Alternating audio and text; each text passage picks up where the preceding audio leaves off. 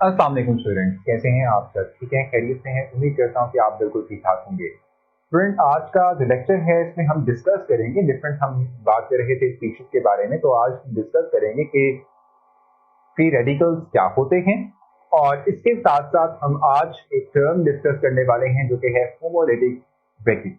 Homolytic breakage भी आज के लेक्चर में डिस्कस। तो जी स्टूडेंट, जैसे कि मैंने आपसे कहा कि आज का जो लेक्चर है हमने फ्री रेडिकल की बात करनी है। तो व्हाट आर फ्री रेडिकल? सबसे पहले इसकी डेफिनेशन देख लेते हैं, फिर एग्जांपल दिखाएंगे। फ्री रेडिकल, देखिए हम कहते हैं कि द एटम और group of atoms possessing odd number of electrons. Odd number of electrons का मतलब होता है अनपेयर्ड इलेक्ट्रॉन, ठीक है, they are called as free radical. ठीक कहते हैं यहाँ पर द एटम्स और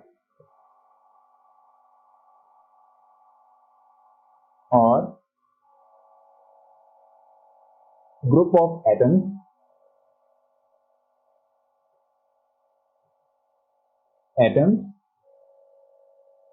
possessing odd number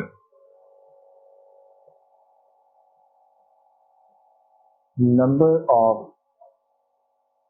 electrons, इसको हम अनपेयर्ड भी कहते हैं। मैं यहां बता दूंगा आपको, are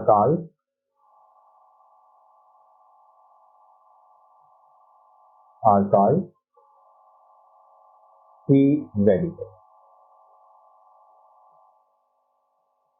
ठीक है, हम कहते हैं कि ऐसे एटम या मॉलिक्यूल, ग्रुप ऑफ एटम, ठीक है, कि जिनके पास नंबर ऑफ इलेक्ट्रॉन्स अनपेयर्ड होंगे। अनपेयर्ड मतलब कि वो पेयर्ड नहीं होंगे, वो सिंगल एक इलेक्ट्रॉन की फॉर्म के अंदर होंगे। ठीक है, इस तरह के एटम्स को या ग्रुप ऑफ एटम्स को हम फ्री रेडिकल्स कहते हैं। क्या कहते हैं इनको? फ्री रेडिकल्स कहते हैं। एग्जांपल दे देता हूं, उसके बाद फिर आप लोगों के साथ मजीद जो है इंफॉर्मेशन शेयर करूंगा। ठीक है, देखिए जैसे for example if we have chlorine molecule Cl2, अगर हम इसको सनलाइट प्रोवाइड करें, यानी कि ये सन रेज जो है इसको एब्जॉर्ब कर लें, आप कह दें कि ये जो बॉन्ड है इससे हम डायरेक्टली सनलाइट की एक्सपोजर करते हैं, ये एनर्जी को एब्जॉर्ब कर देता है।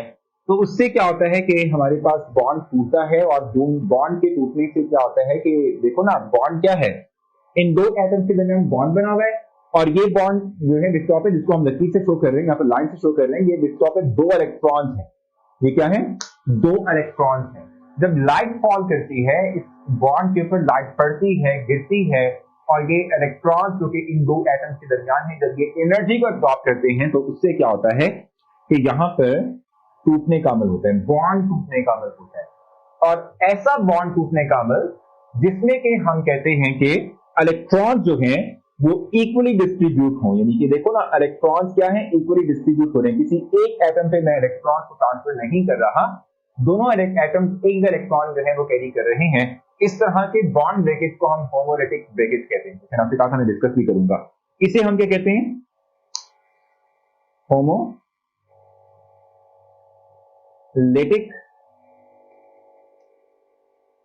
ब्रेकेज, यानी कि एक ऐसा बॉन्ड ब्रेकेज का अमल जिसमें कि जो 2 एटम्स एक दूसरे से बॉन्डेड हैं, एक दूसरे के साथ बॉन्ड बनाए हुए हैं, ठीक है, जब ये बॉन्ड टूटेगा by the exposure of light, by the absorption of energy, तो ये बॉन्ड टूटने के बाद जो इलेक्ट्रॉन्स हैं वो एक एक दोनों बॉन्डेड एटम्स के ऊपर ट्रांसफर हो जाएंगे, इक्वली डिस्ट्रीब्यूट हो जाएंगे। इस तरह से जो हमारे पास स्पीशीज बनती है, इसे हम फ्री रेडिकल कहते हैं। फ्री रेडिकल को हम रिप्रेजेंट करते हैं डॉट के साथ। फ्री रेडिकल को हमेशा हम रिप्रेजेंट करते हैं एक डॉट के साथ। तो ये एक फ्री रेडिकल फॉर्मेशन रिएक्शन था, इसमें के होमोलिटिक क्लीवेज यानी कि इक्वल डिस्ट्रीब्यूशन ऑफ इलेक्ट्रॉन की वजह से जो बॉन्ड टूटा, इससे फ्री रेडिकल बना। एक और एग्जांपल हम ले सकते हैं मीथेन CH4। इसमें भी क्या हो कि हम इसको सनलाइट प्रोवाइड करें,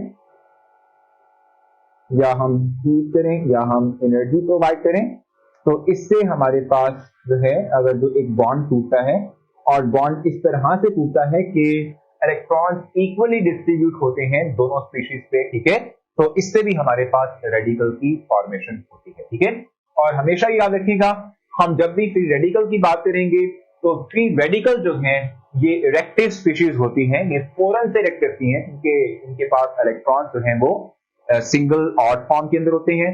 ये चाहते हैं कि ये दूसरे एटम के साथ बॉन्ड बना के अपने आप को स्टेबल करेंगे। अनस्टेबल हैं, हाईली रेक्टिव हैं, फौरन से रेक्ट करते हैं किसी दूसरे एटम के साथ ताकि अपने आप को स्टेबल कर सकें और अपनी रेक्टिवनेस या रेक्टिविटी को डिक्रीज कर सकें, कम कर सकें। ठीक है, तो ये एक रेक्टिव स्पीशीज है। Free radicals are very much reactive और इसी वजह से हम कहते हैं कि ये फौरन से रेक्ट करने के बाद जो है अपने आप को स्टेबल कर लेते हैं। होपफुली कि ये तमाम पॉइंट्स जो मैंने आपसे डिस्कस किए आपको समझ आए होंगे। स्टिल आपको लगता है कि नहीं प्रॉब्लम है किसी पॉइंट को लेके, तो आप मुझसे डिस्कस कर सकते हैं। मैं आपको जरूर रिस्पॉन्स दूंगा। अपना ख्याल रखें, नेक्स्ट लेक्चर में मुलाकात होगी, तब तक के लिए अल्लाह।